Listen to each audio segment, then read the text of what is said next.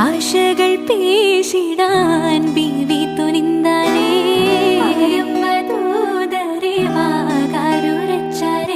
ഉറച്ചെ മനസ്സിൽ നേടാൻ ഉത്തമ ചിത്തമിൽ ചൂടിയ പാരിലേകിയ താജറിൽ സമ്മതം അമ്മോരിൽ ഉന്നുവാനത്തിൽ